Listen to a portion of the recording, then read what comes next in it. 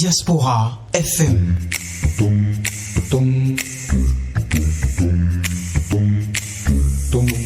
Diaspora FM, en direct de la Fondation Espace Afrique Civre de Glody Bibi, c'est le pied.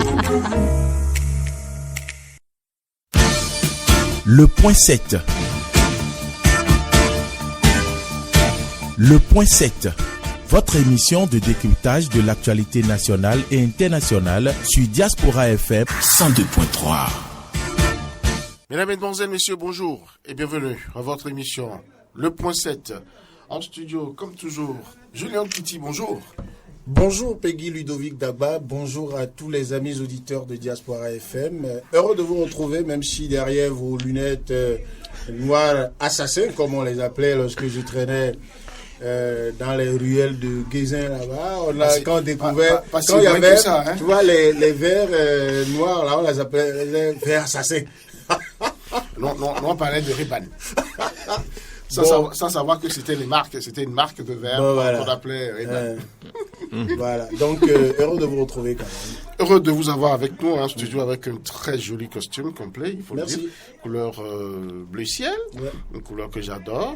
Dans le fond, c'est un Lacoste blanc et franchement, avec une paire de souliers assez relevée. Merci quand même d'être venu en studio haut en couleur.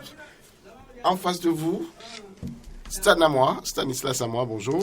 Bonjour à vous, Peggy Ludovic Dagba, bonjour à Jules Léandre Kitty. Merci. Heureux de vous retrouver une fois encore, après l'émission du vendredi dernier. Après votre baptême de feu, Oui, après mon baptême de feu, justement, merci beaucoup pour l'honneur. J'ai eu les retours aussi de quelques auditeurs. Merci pour leur confiance et merci également d'avoir relevé le beau costume de Jules Léandre Kitty. Ah non, il est très beau ce costume. Ah oui, je lui ai dit en off déjà. J'allais le dépouiller. Hein. Mais bon, je resterai gentil. Ça veut dire qu'en sortant de ce studio, je dois prendre des dispositions pour assurer ma sécurité. Bon, appelez si vous voulez FBI ou bien pour éviter. Pour faire plus simple, on va appeler la police républicaine. Non, je vais appeler Wagner. Ah d'accord. là, vous allez encore. J'ai sollicité Poutine. Vous allez chercher les histoires avec Macron. Hein. Moi, je suis pas dedans. Allez, Stanislas Amoy, cette semaine, on va dire que la semaine a fait grise mine, pas de grosse actualité sur le plan politique, mais quand même, il y en a, puisque on continue d'avoir un peu ces charivaris entre le BR et l'Union progressiste. Des ministres quittent maintenant l'Union progressiste pour le BR. Tout à l'heure, vous en parliez très rapidement, Stanislas Amoy, le ministre Saliman. Pourquoi? Qu'est-ce qu'il ferait son départ? Alors, ce qui intéresse déjà, c'est que le sens qu'il prend dans sa décision de quitter sa formation politique, c'est ça qui intéresserait davantage dans nos analyses, parce que nous avons coutume d'apprendre que des acteurs politiques ont quitté le bloc républicain pour l'UP Le Renouveau, ou que des gens sont quittés peut-être d'autres formations politiques en route vers l'UP Le Renouveau. Et l'Union progressiste, l'UP Le Renouveau qui apparaît désormais comme une sorte de baleine. Exactement. Qui avale tout ce qui passe sur son passage. Exactement. Et vous faites bien d'utiliser cette image-là, Peggy, puisque on a eu quand même à voir, suite aux dernières échéances électorales dans notre pays, que l'Union progressiste, Le Renouveau, est l'une des formations politiques les plus structurées. En tout cas, dans l'apparence, du point de vue de l'extérieur, on sait que c'est beaucoup plus structuré, c'est plus organisé. Comparativement au bloc républicain, au niveau duquel on observe quelques soubresauts, et beaucoup d'observateurs politiques en sont même arrivés à questionner la capacité managériale de Abdoulaye Biotchane au niveau du bloc républicain. Donc c'est dire à quel point l'UP Le Renouveau était véritablement structuré. Alors qu'un ministre de la République, membre de l'UP Le Renouveau, en vienne à quitter cette formation politique, pour maintenant se décider d'aller au niveau du bloc républicain, ça pose question. On se demande alors qu'est-ce qui se joue? Qu'est-ce qui se joue? On peut déjà voir que les échéances électorales qui viennent, les prochaines législatives, en sont pour quelque chose. Mais dans quel sens? Est-ce que ce ministre de la République craint peut-être ne peut retrouver son portefeuille ministériel. Et là, ce sont des conjectures que nous faisons, ce sont des conjectures, on n'a preuve de rien. Mais est-ce qu'il craint peut-être ne plus retrouver son portefeuille ministériel après les législatives et se dit peut-être qu'en allant vers le bloc républicain, eh bien, il aura un positionnement favorable qui le mettrait à l'abri. Et dès qu'il se retrouverait en train d'avoir un siège à l'Assemblée nationale, eh bien, il pourrait, en cas de non-retrouvailles avec son poste ministériel, il pourrait tranquillement rester au Parlement et ne plus se sentir forcément redevable comme quelqu'un qui pourrait retrouver un portefeuille ministériel. Et donc ça pourrait expliquer ça. Deuxième chose, on voit aussi que sur l'échiquier politique national, et nous le disions déjà la semaine passée ici en studio, la question d'intérêt prime. On ne voit plus forcément la question de conviction. De quoi les acteurs politiques sont-ils convaincus aujourd'hui? Parce que quand on vous présente l'Union progressiste, le renouveau, comme étant une formation politique majeure, et les tenants de cette formation politique se plaisent à dire qu'ils constituent la première force politique du Bénin à l'heure actuelle, et qu'il y a des défections dans leur rang. Ils ont quand même raison. Puisque c'est eux qui ont plus de pratiquement 50 députés.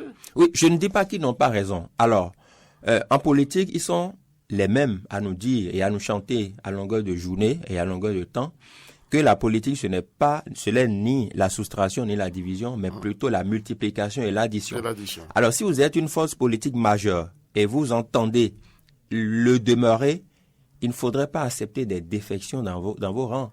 Parce que l'autre dira que... Que voulez-vous, Julien Kitty? Que nous dit Stanislas à moi, là? Il veut... La force d'un parti politique... Vous voulez imposer la dictature, c'est ça? Non, du tout pas. Vous voulez empêcher les gens de partir? Non, en fait, ce que je voudrais dire, la force d'un parti politique, c'est sa capacité, justement, à resserrer les liens et à maintenir ses militants. Quand vous n'êtes pas capable de satisfaire peut-être aux desiderata de certains membres de votre formation politique et qui en arrivent à démissionner à partir, ça pose problème. C'est peut-être le début d'une longue série de démissions et les prochains jours vont peut-être nous vous n'allez pas être un oiseau de mauvais augure. J'ai dit c'est peut-être.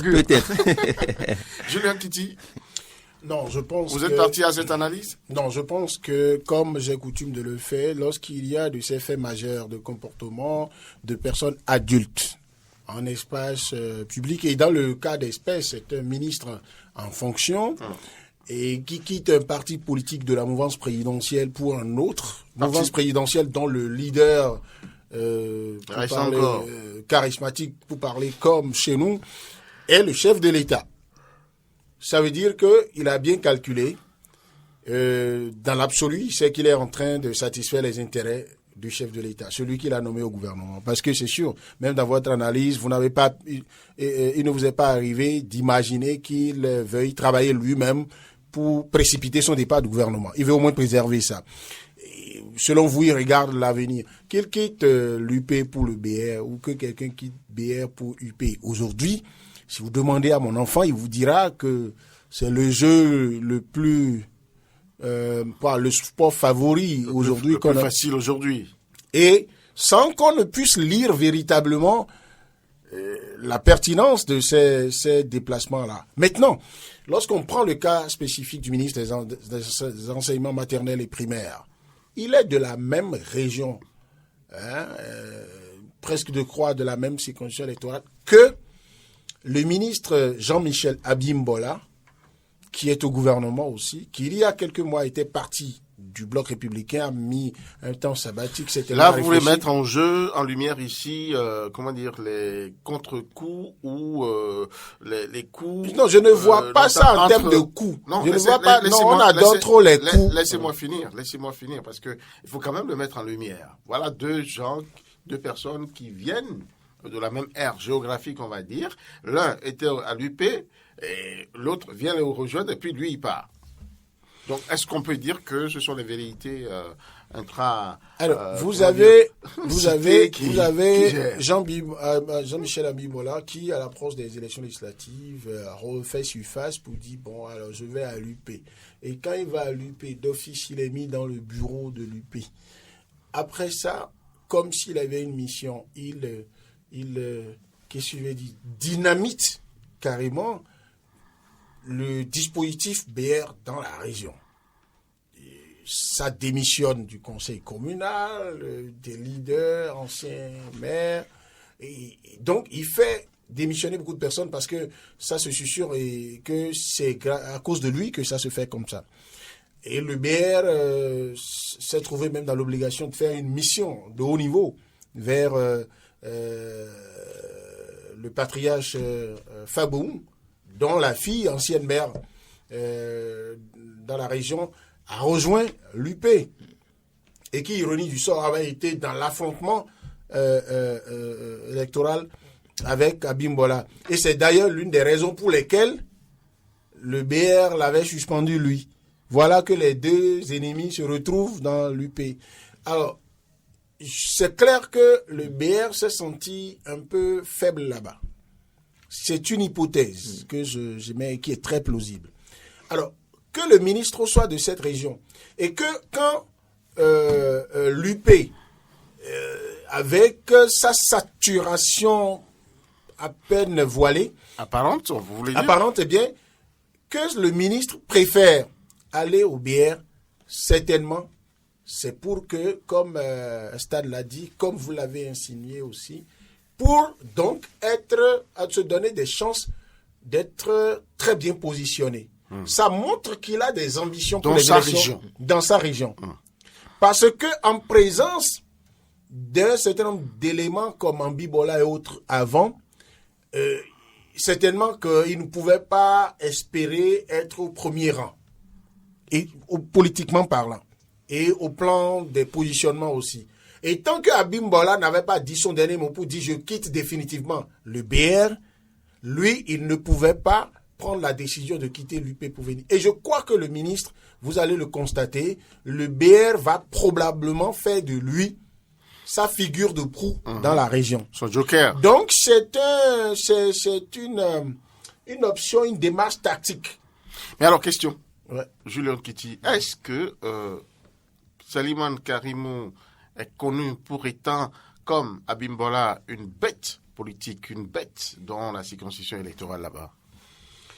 Non, il n'est pas aussi visible, aussi actif dans les jeux politiques, dans les étreintes politiques ou les joutes politiques. Je ne parle même pas encore des joutes électorales. Donc, on ne le retrouvait pas dans les intrigues, dans le tapage politique. Ce n'est pas quelqu'un qui est d'ailleurs de cette nature. Parce que moi, j'ai eu la chance, je vous le dis en passant, pendant que son mouvement politique devrait choisir un bloc auquel il faut adhérer dans le cadre du lancement de la réforme du système partisan, j'ai eu le bonheur d'être sollicité par le biais d'une autre personne comme un consultant pour entretenir ces militants sur les facteurs sur la base desquels ils peuvent faire leur choix et ensuite sur les contours de la réforme du système partisan et la nécessité de ne plus rester mouvement. Et ça m'a amené, je crois que c'était à Sakété, pour donner cette communication. Mais j'ai observé que c'est quelqu'un qui, de par sa famille, de par ses connexions familiales, de par ses connexions au plan social, était bien connu là-bas aussi. D'accord?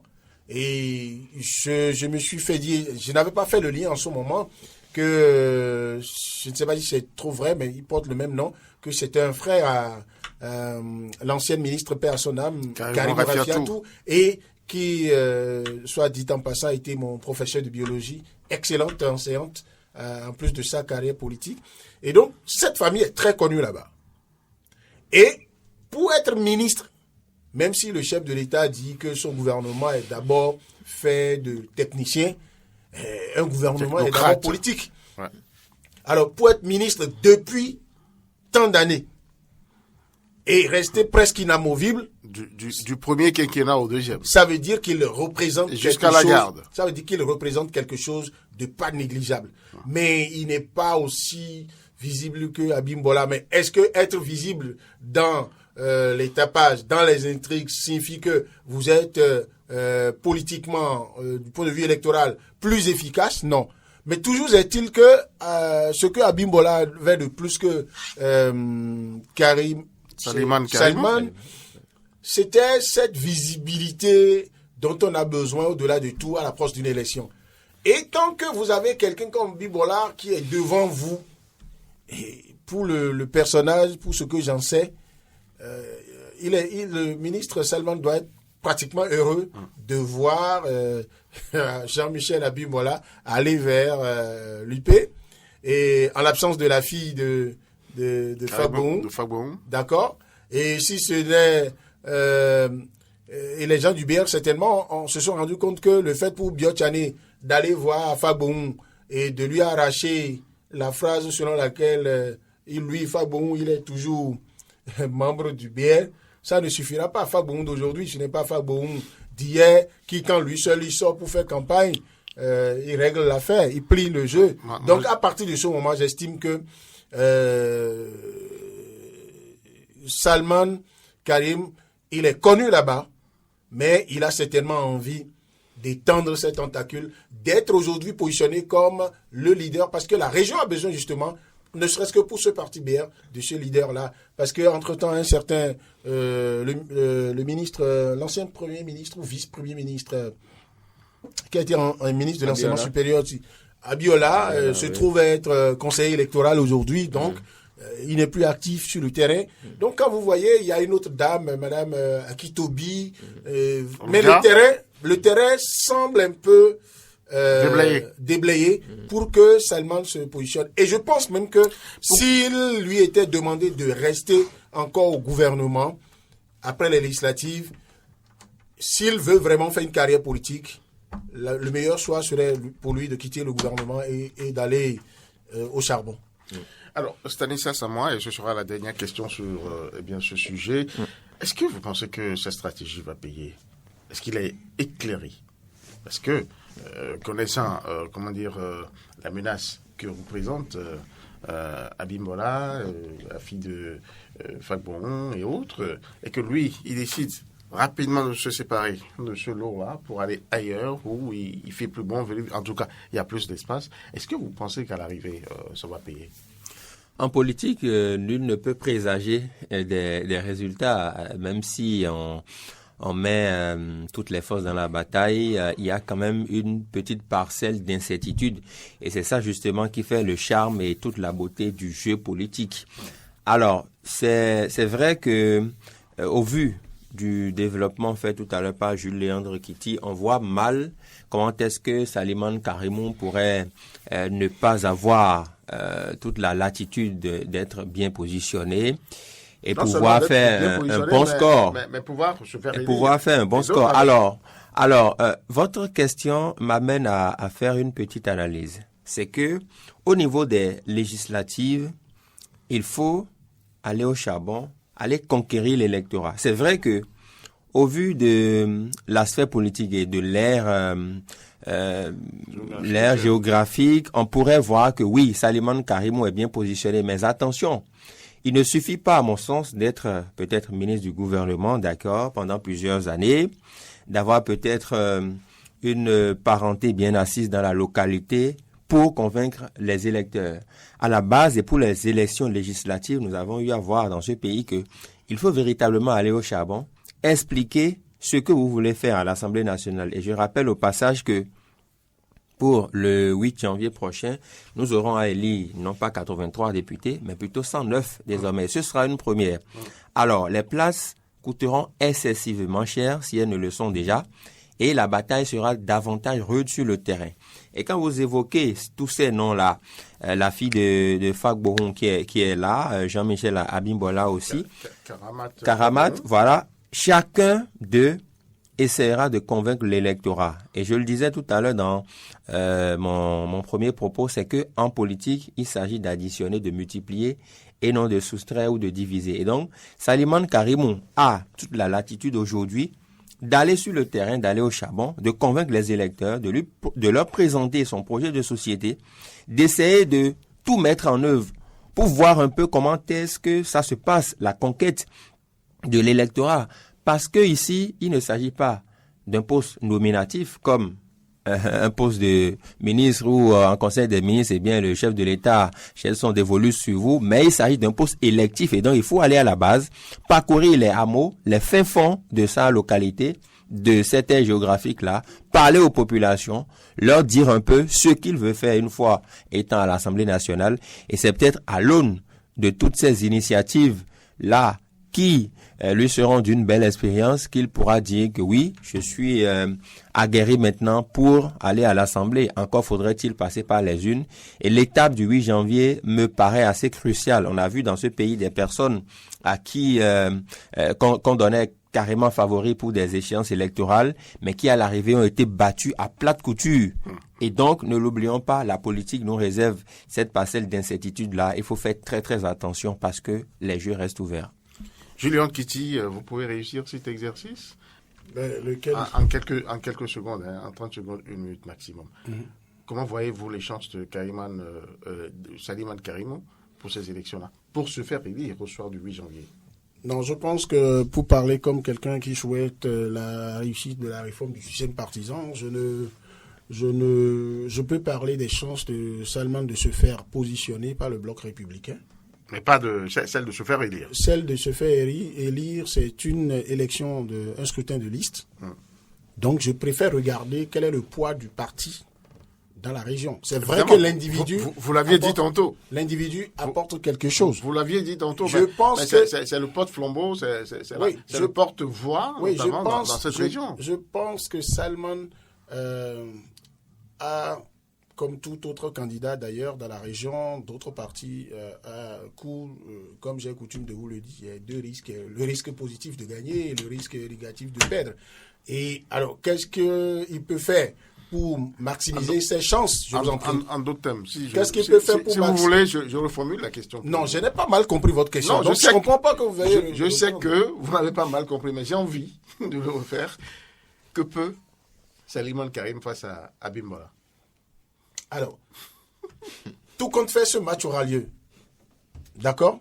Parce que Abimbola donne les signes avant-coureurs de ce que lui, ce qu'il aura à vendre à l'UP, et c'est ça qu'il a commencé par faire, c'est de dire, dans la région là-bas, c'est moi qui fais l'affaire, c'est moi la chose.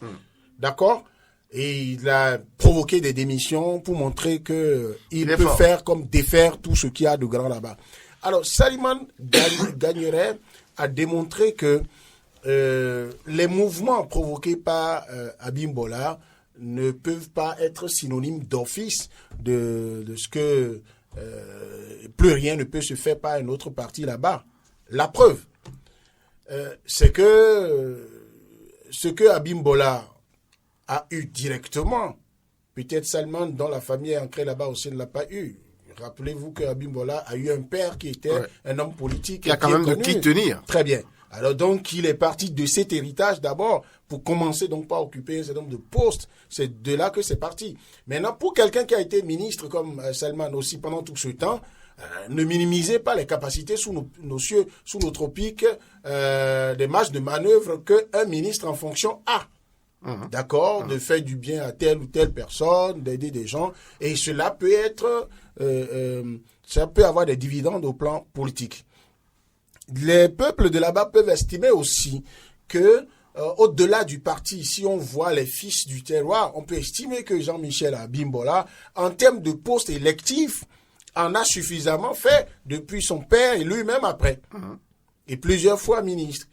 Et dans notre sociologie, ça peut être un élément de langage qui peut être payant pour Salman. Deuxième chose, si Salman réussit à rallier à sa personne un certain nombre d'autres poids lourds ou plumes, j'ai vu des articles de la région. Oui, j'ai vu certains articles passer à la manchette des journaux pour dire que Dame Akitobi dit « Je n'ai aucun problème avec le ministre Salman ». Ça veut dire que il y a, on connaît, on est dans la communication politique, quand ça commence à venir comme ça, ça veut dire que il y a quand même des tractations pour déblayer. Il y a des signaux. Voilà, pour qu'il y ait ces rapprochements-là. Donc, il y a des appels de pied. Voilà, si Salman Karim réussit à être un rassembleur, chez moi, surtout des mécontents. Si tu réussis à rallier les petits morceaux Un jour, tu feras un gros morceau et puis tu pourras vaincre. Ça va être peut-être la bataille. Vous n'avez pas réussi l'exercice, hein, vous êtes allé trop loin. Non, mais écoutez, bon. Vous me demandez... J'ai dit 30 secondes à 1 minute. Mais oui, bon. mais l'exercice... Mais c'est super. Est-ce Continuez. que l'exercice était... moi, je ne suis pas dans les... Je ne m'accommode pas des contraintes de temps. Et c'est pourquoi, très tôt dans... Non, laissez mes tomber, années dans le journalisme, je suis là, je j'ai fais le job, j'ai préféré très vite quitter la position de celui qui pose des questions pour me mettre en... Lui, vous êtes libre de dire, monsieur, ça va, Ouais. vous arrêtez, mais moi, est-ce que j'ai pu aider ceux qui m'écoutent à en savoir plus qu'ils n'en savaient au moment où... De toutes les posez la façons, je question, crois c'est que et Jean-Michel Abimbola et Saliman Karimon, les deux, ont suivi vraiment ce décryptage avec intérêt, je le présume, parce que je sais que ça va vraiment dans le sens de ce qu'ils auront à faire comme tâche d'ici les 3-4 prochains mois. Merci en tout cas, chers débatteurs, de nous avoir permis d'aller au fond de ce sujet. On devait parler d'un deuxième sujet, le LNA, qui va toujours faire l'Union progressiste, le renouveau. Ceci obéit toujours à la même logique, ou bien c'est, comment dirais-je, entre-temps des dérives qui surviennent, parce que c'est quand même d'un parti politique qu'il s'agit, la nouvelle alliance. Stanislas Samoa. Bon, la nouvelle alliance comme formation politique, il faudrait d'abord qu'on se base sur les faits et sur les différentes déclarations. Parce que vous savez... Je sens que Stanislas attendait ce parti. Justement, j'attendais ce parti parce que vous savez, la presse a de la mémoire. Et ce que certains acteurs politiques oublient le plus souvent, c'est cela. C'est cet aspect des choses. Et c'est ce travail que la presse va commencer à faire, justement. En rappelant au goût du jour, eh bien, ces genres justement, ces genres de déclarations. Parce que ils ont mis le LNA, le parti, la Nouvelle Alliance, sur les fonds baptismaux à Parakou. Et à l'occasion, les responsables de cette formation politique, notamment Théophile Yarou, Laurent Delors-Faton, et bien d'autres, ils ont dit clairement qu'ils ne sont ni de la mouvance, ni de l'opposition. Les images sont là, les illustrations sonores existent encore. Mais alors, Stanislas, non, ils l'ont dit, je n'invente rien. Avant de vous laisser partir, oui. avant de vous laisser continuer, je voulais vous demander si franchement, vous arrivez à vous faire, comment dirais-je, avoir. Vous jouez au naïf ou vous êtes naïf? Non, du tout pas. Vous savez, mon rôle en tant que journaliste, nous observons les acteurs politiques. Ça vous surprend que ils aient affirmé tout de go devant la nation, devant le monde entier, qu'ils sont, comment dire, du centre, et qu'aujourd'hui, non, cela ne surprend ils prennent la coloration ou de, comment il s'appelle, de l'Union progressiste le renouveau? Non, cela ne me surprend pas, mais cela leur donne tort. Parce que justement, cela ne les crédibilise pas dans ce qu'ils ont projeté comme très belle image à l'occasion de la mise sur les fonds baptismaux du parti La Nouvelle Alliance. Parce qu'ils ont dit justement, on sait que les ténors, les premiers responsables de cette formation politique sont quand même des caciques d'autres formations politiques. Ils ont eu à faire leur preuve avec d'autres personnalités des formations politiques. Et ils savent que, eh bien, au Bénin, ici, on ne pouvait pas parler de centrisme. On ne peut pas parler de quelqu'un qui est ni dans la mouvance, ni dans l'opposition. Eux-mêmes, ils le savaient. Donc, en le disant justement, en leur rappelant leurs propos au niveau de la mise sur les fonds baptismaux de cette formation politique, c'est justement leur dire que, eh bien, monsieur, ne dupez pas le peuple, justement. Parce que vous avez dit telle chose au peuple. Vous savez que, au Bénin, si vous n'êtes pas de la mouvance, vous êtes de l'opposition. Et pour prendre une image, vous savez que, et même au niveau de l'opposition, ceux qui se réclament aujourd'hui comme étant des opposants modérés ou des opposants qui ne sont pas radicaux, eh bien, qui sont en train de se dévoiler là. Oui, vous savez que dans l'électorat, ça a du mal à passer parce que le Béninois, quand vous lui dites que vous n'êtes pas un opposant radical, que vous êtes un opposant constructif, voilà le mot, c'est compliqué. Il se perd en conjecture, il se dit mais de quoi parle-t-on? Et c'est la même chose justement au niveau du parti La Nouvelle Alliance. C'est vous-même encore au Bénin qui avez inventé ce concept? Non, Ce sont les acteurs politiques, justement, qui inventent leurs concepts. Pardon, qui inventent leurs concepts et qui sont dedans. Vous êtes Togolais? Souvenez-vous. Vous êtes Togolais, vous? Aujourd'hui, ils sont en train de se dédier, justement. Stanislas Samoa, souvenez-vous, dans ce pays, et qu'après, l'opposition tout feu, tout flamme, grande tempête du désert, on va dire, du professeur Albert Thévo Edré, qui s'est retrouvé les premiers, juste après ce régime, à parler d'opposants constructifs. C'est encore vous? Oui ou non? Pourquoi aujourd'hui, ça vous désole? Non, vous savez, ce que le LNA est en train de projeter pour ce week-end, c'est quelque chose qu'ils auraient dû faire au départ pour ne pas tromper le peuple. Ils auraient dû vraiment ne pas nous perdre notre temps en parlant au départ de ni mouvanciers ni opposants. Parce que ce qu'ils ont refusé au départ, c'est ce qu'ils sont en train de faire. Ils se sont confrontés à la dure réalité du terrain politique. Et venant de ces acteurs-là, justement, ça m'étonne. Parce qu'ils ne sont pas des moindres. Quand vous les voyez, Théophile Yarou et consorts, ils ne sont pas des moindres, ils ne sont pas des novices en politique. Et donc, ils devraient s'attendre justement à voir ce schéma-là. Ce à quoi on est en train d'assister maintenant, ils auraient dû se préparer à ça depuis le début et ne pas nous parler de ça. Et donc, j'estime que ce qu'ils veulent faire ce week-end, ce n'est rien de nouveau. Ils se sont dédiés. C'est un non-lieu. Et c'est un non-lieu. Ils sont en train d'être pris à leur propre piège et le peuple les attendra certainement au tournant du 8 janvier. Julien Kitty, est-ce que notre ami Stanislas Samoa n'a pas oublié quelque chose de ceux dont on parle? C'était qui? C'était des partis États. C'était des partis habitués au gouvernement. Julien Kitty. Bon, lorsque vous étiez en train de poser votre question, dans la première partie, j'avais l'impression que vous vouliez dénier toute pertinence à son analyse qu'il venait de faire. Ah ben non. Moi, j'avais bu bien comme de l'eau de source de Posotomé. Bon, c'est vous dire que vous êtes en train de dire, bon, il aurait pu tenir compte du fait que c'est des gens qui sont incapables d'assumer quelque opposition que ce soit à un régime, vu qu'ils n'ont eu comme habitude, ils ont dans leur compétence de vie courante, dans leur compétence de vie courante, ils n'ont que la jouissance du pouvoir.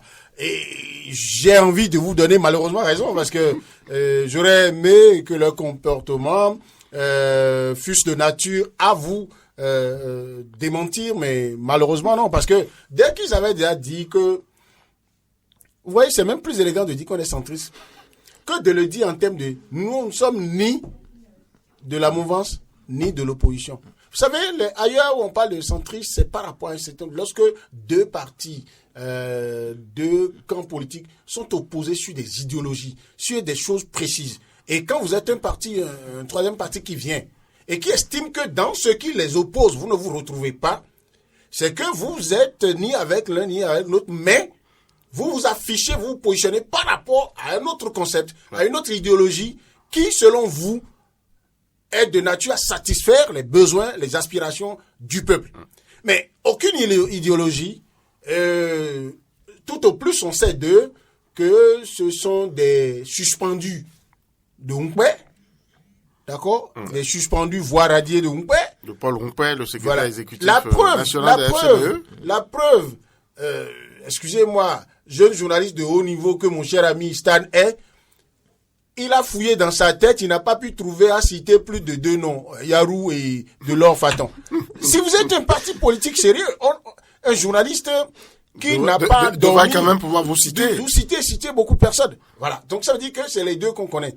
Maintenant, la preuve, aujourd'hui, le débat de il faut partir à l'UP, le renouveau ou pas, ça tourne autour de Delors Faton et Yarou, en couple ou non en couple, dans le même lit, dos tourné.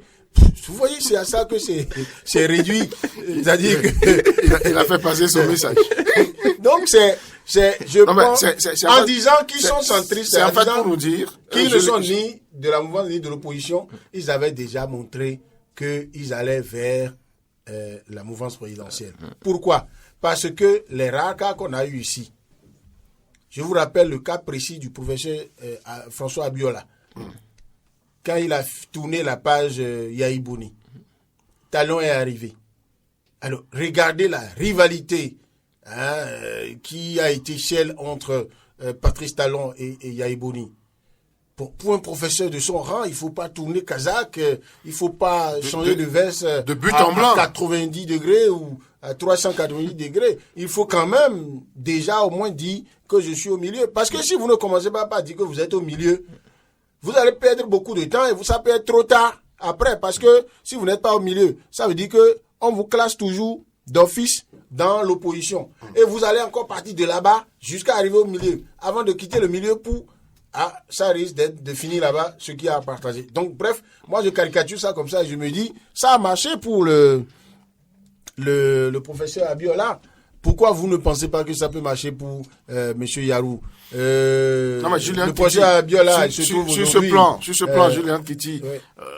Ça a marché certainement pour le professeur François Abiola, mais avec, bien sûr, les revenus. Oui, à la différence. Ou les retombées qu'il en a tirées. Oui, mais ici et aussi. à la différence que le professeur a dû faire parler son intellect. Il a fait beaucoup de publications, beaucoup de traites intellectuelles. Mais Monsieur Yarou, je le vois pressé que samedi passe et que le dimanche, on se réveille dans sa famille pour dire non, mais Julien Kiti, que les Yarous que les Yarous sont UPR. Celui-ci n'est pas moins intellectuel, Julien Kiti. Non, écoutez, mais, et puis, ne me compromettez pas. Monsieur Gamba, ne me compromettez pas. J'exige de dire, je n'ai jamais dit que Monsieur Yarou n'est pas intellectuel. Non, écoutez. Je vais couper le micro. Ne me rendez pas passible de poursuite pour diffamation. Je ne l'ai pas fait. Bon, vous avez dit que l'autre a passé son temps à publier. Donc, lui aussi, il n'aura qu'à faire des publications. Oui, mais quand il l'a pas fait, ça ne veut pas dire que lui il est moins intellectuel. Entendons-nous là. Deuxièmement, être centriste, c'est être un bon à courtiser. Et l'autre, il refuse pas du monde. Bon, ok. Donc, il s'est fait courtiser, vous croyez maintenant. Bon, d'accord, c'est votre droit de le courtiser, de le voir courtiser, ou de chercher à savoir. Moi, je cherche à savoir si c'est pas lui qui a courtisé ou qui se fait courtiser. C'est différent de être courtisé. De toute si vous façon, voulez, on fera de la grammaire. Quelqu'un a courtisé. Bon, quelqu'un a courtisé. Et l'autre a accepté. Mais on constate que la femme est plus pressée de s'afficher dans la maison de son mari. Alors, l'essentiel, que veut le peuple? Monsieur Yarou a le droit, les lois de la République lui permettent d'exercer son droit donc d'association, de dire que je préfère l'UP, le renouveau. C'est comme Karim Salman a préféré le bloc républicain. Et c'est comme quelqu'un d'autre peut préférer, on peut préférer. L'essentiel, c'est que les lois de la République soient respectées. Maintenant, de leur faton, et c'est là où je suis d'accord avec avant que vous me parliez de leur faton, je voulais dire que celui-ci, Stanislas Samoa, dénie à Théophile Yarou le droit de se dédire. Oui, mais écoutez, il ne lui dénie pas le droit de se dédire. Il exerce, lui, son droit de rappeler que Monsieur Yarou s'est dédié, de rappeler que M. Yarou n'a pas été cohérent, de rappeler que M. Yarou n'a pas permis au peuple électeur de le lire, lire son action politique. En somme, et ne pas abuser le peuple. Voilà, et ça c'est le rôle de l'analyste politique. L'objecteur de conscience. C'est tout à son honneur et j'ai envie, ce qui n'est pas de mes habitudes, puisque j'en ai les raisons, de dire encore bravo à mon cher ami Stan. Vous savez, même dans l'exercice dans votre studio ici, j'ai pas pris l'habitude de faire de cadeaux à ceux jeter des fleurs. Bon voilà, et cela signifie qu'il doit se mettre à l'esprit que même avant de sortir de ce studio, s'il se met dans une position délicate par rapport à ma manière de voir les choses, et cela n'est pas une menace, je ne lui ferai pas de cadeau. Mais il ne vous fera pas non plus de cadeau. Je le souhaite vivement, parce que j'aime pas des gens qui intellectuellement s'aplatissent. Non, mais ils sont au point. Non, mais j'aime des gens qui sont capables dans nos passions intellectuelles de pouvoir dire ce qu'ils pensent. Vous parliez tantôt de leur faton. Laurent Delors Faton. Oui. Il ne parle pas le même langage que son mentor, apparemment. Bon, et Delors Faton, pour une fois, il m'a déçu. Parce que c'est quelqu'un pour qui j'avais une forte admiration, parce que c'est un jeune et moi j'ai souvent dit que je peux être dans la bataille partisane, mais aussi et surtout je suis dans une bataille de génération. Et c'est vraiment dans les cas de force majeure que vous me voyez en train de tacler des jeunes qui s'exercent à la politique. Parce que c'est avec ceux-là que on prendra quand même un certain nombre de responsabilités dans le pays. On s'occupera de l'avenir du pays, de quoi préparer quelque chose pour nos enfants également. Mais là où il m'a déçu, et seulement à 50% fort heureusement, c'est que il a dit que lui, il ne suit pas Yarou. Il ne nous dit pas si les instances du parti, certainement qu'il en existe. Hein.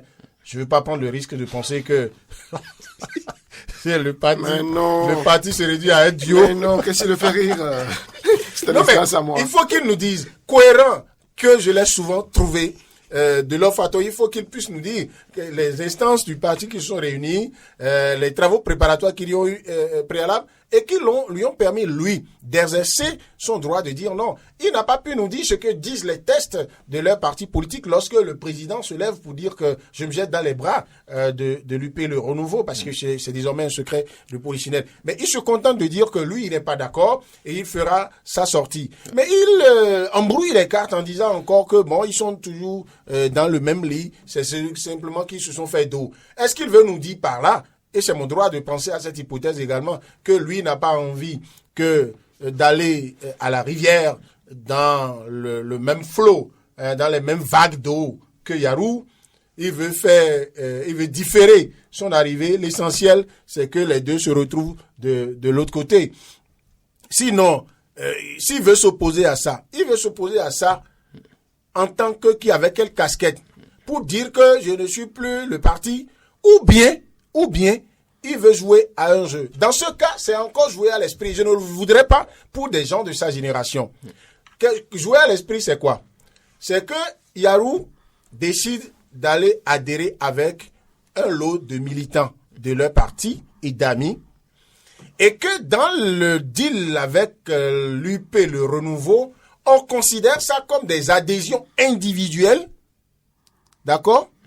Du coup, s'ils s'entendent pour que cela fasse une démission, non pas une dissolution de leur parti, c'est que Delors Faton garde, vous pouvez l'appeler coquille vide, il s'en foutra, et il garde donc le parti, vous appelez ça comment? LNA, c'est ça? LNA, oui. Nouvelle Alliance. La Nouvelle Alliance. Moi, j'arrive pas à retenir les noms des partis qui naissent aux sorties de chaque couloir du ministère de l'Intérieur depuis quelque temps. Non. Et peut-être que Delors Faton est en train d'offrir un peu comme ça passivité bienveillante à Yarou, parce que si c'est Delors Faton, il n'est pas d'accord vraiment, vous allez le voir plus incisif que ça.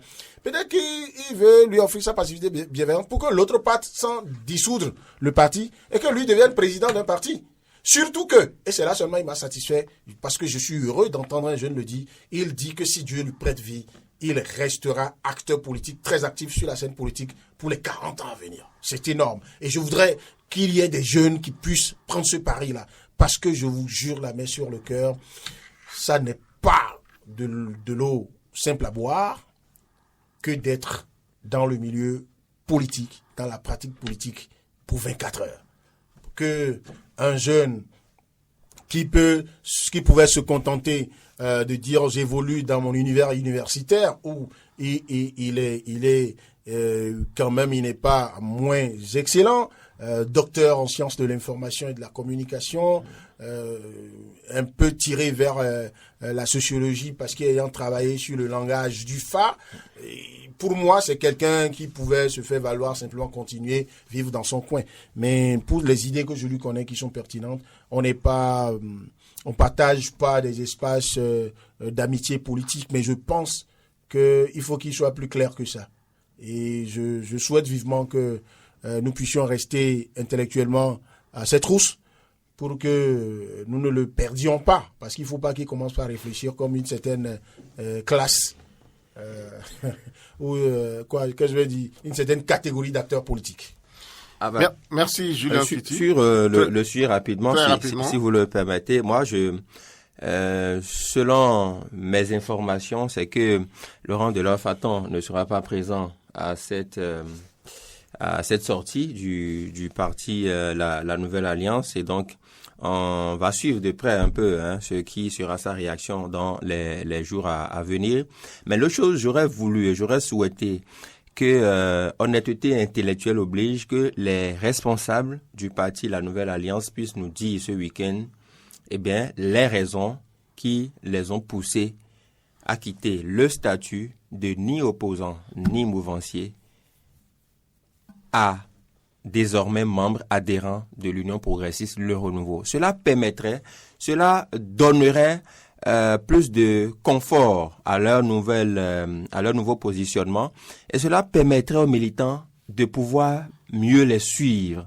Parce que ça ne sert à rien, justement, de dire qu'on n'est ni opposant ni mouvancier, de venir maintenant adhérer à une formation politique de la mouvance et de continuer comme si de rien n'était. Et deuxième chose, et j'en finirai, c'est que ils viennent un peu trop tard. Parce que politiquement, vous le savez, la formation politique Union progressiste Le Renouveau est une formation assez chargée. Et c'est vrai, il y a un beau monde là.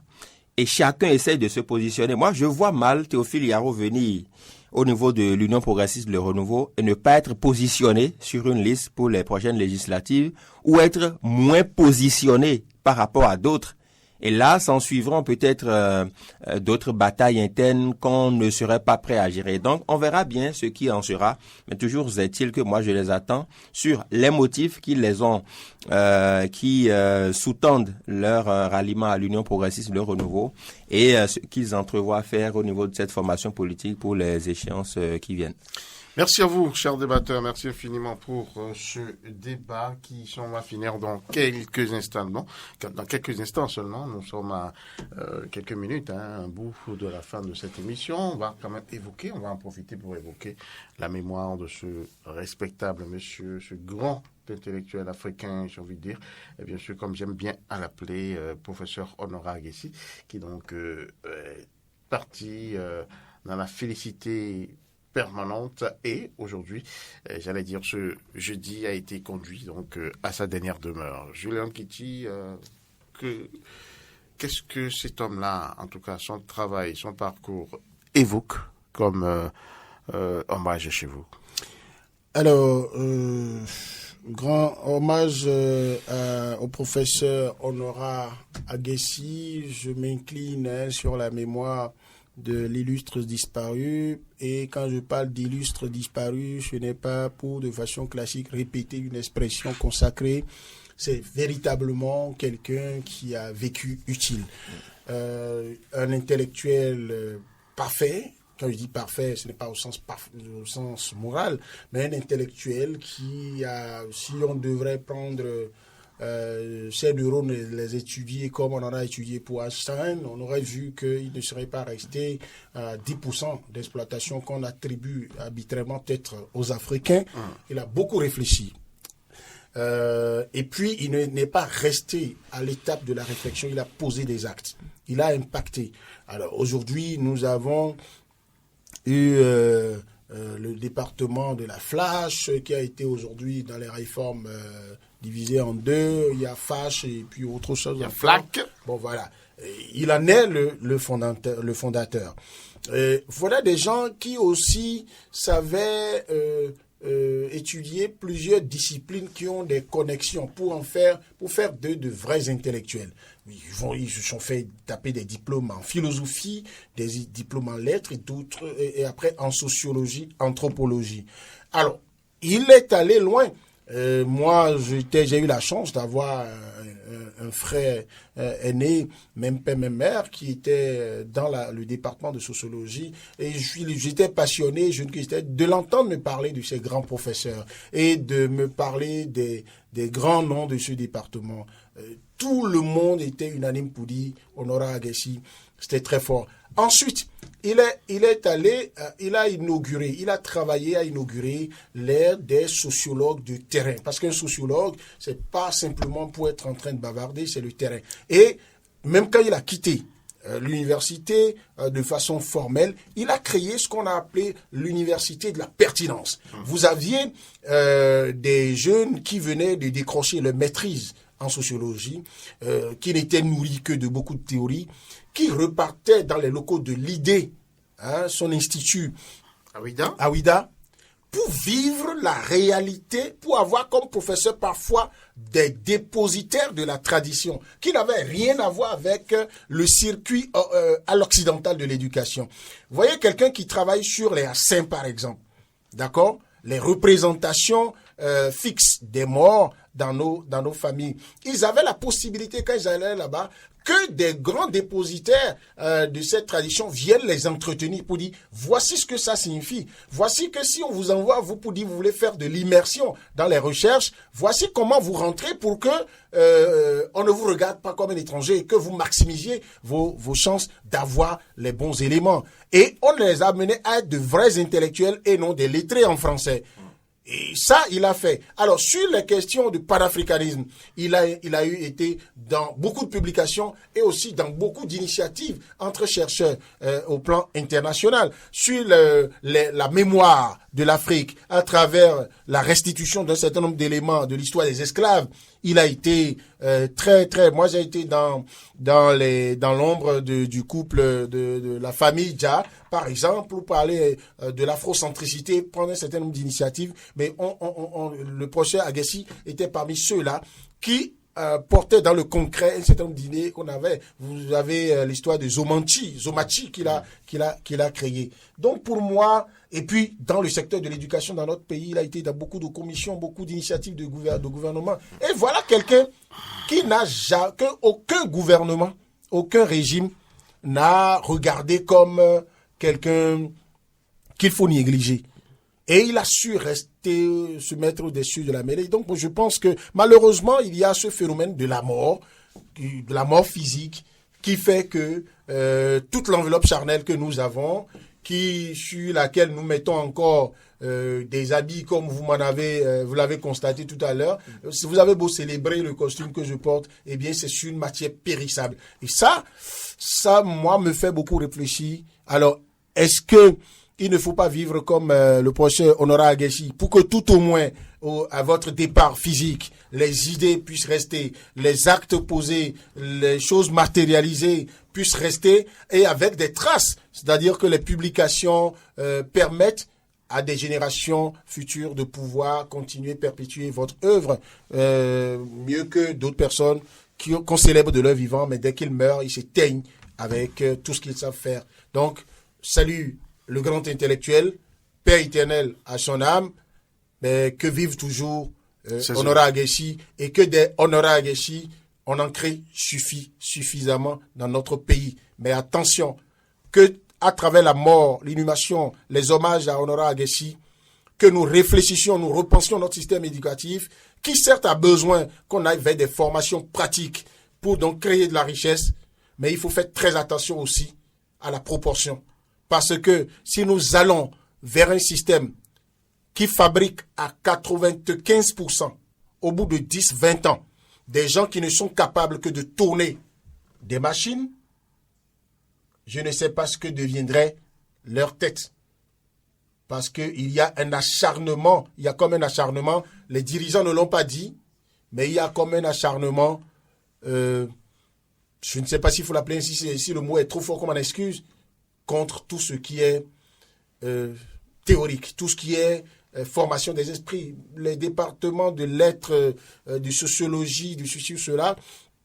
Pour moi, ce n'est pas à négliger. Il faut simplement dire aujourd'hui, nous avons besoin de quelle proportion de sociologues, de juristes, de spécialistes des lettres, d'un certain nombre de langues et leur civilisation.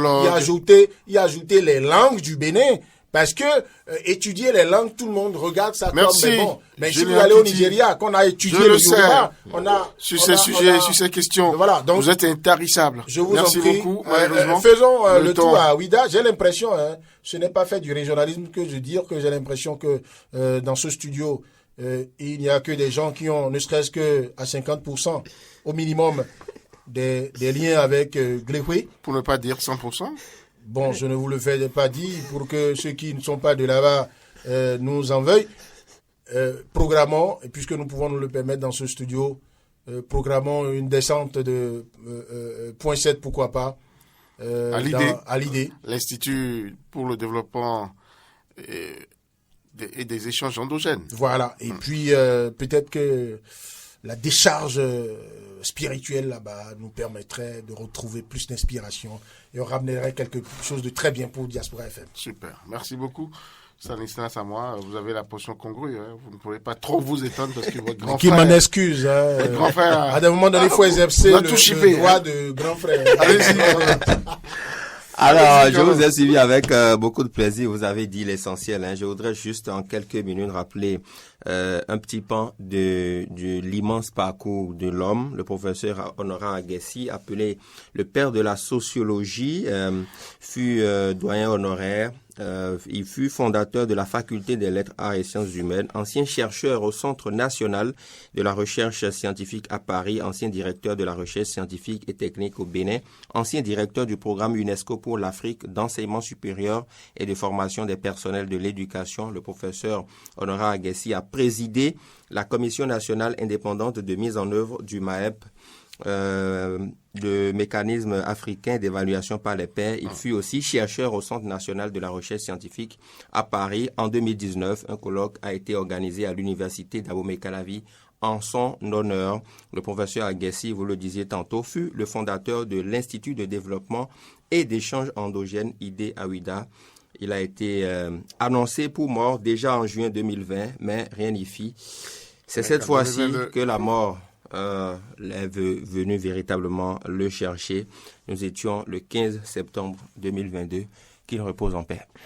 Qu'il repose en paix, hein, notre papa. Moi, toutes les fois que j'ai eu à l'enregistrer, c'est toujours avec un grand plaisir et surtout en partant dans le citron avec quelque chose. Et est-ce que vous avez quelqu'un qui, dans la forme comme dans le fond, vous en apprenez? Il avait cette maîtrise de la langue, cette... Est-ce que vous savez qu'il m'a inspiré une émission que malheureusement je n'ai pas pu réaliser, faire animer sur les antennes de Diaspora FM jusqu'à présent? C'est lui qui m'a dit les plus grandes dimensions dans le monde ont été faites par les Noirs. Bien sûr. Et je peux t'assurer, pendant plus d'une heure, il nous donnait à chaque fois un nom, une invention, une invention, mais ce jour, j'ai été vraiment sidéré. Il doit être très proche de Cheikh Anta Diop. Merci beaucoup, en tout cas. Il paraît que les deux n'arrivaient pas à s'entendre. Mais bon, on ne sait pas, c'est peut-être sur le plan livresque, sur le plan intellectuel que... Les amitiés doivent être... Les muses ont pris... intellectuelles, et peut-être que dans les chocs des idées, dans certains cercles qui ne sont pas entendus, mais de vrais intellectuels ne sont pas des ennemis.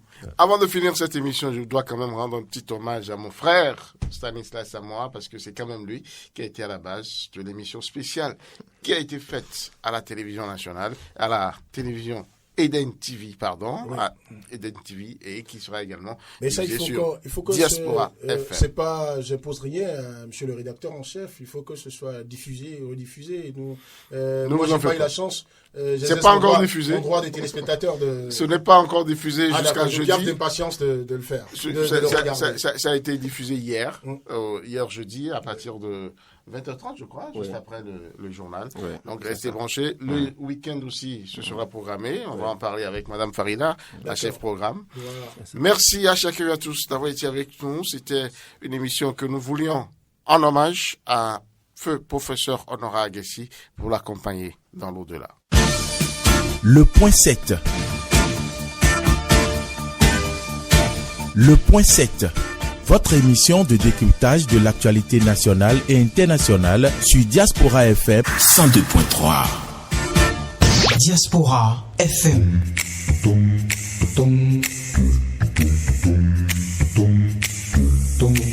Diaspora FM, en direct de la Fondation Espace Afrique Civre de Glody Bibi, c'est le pied.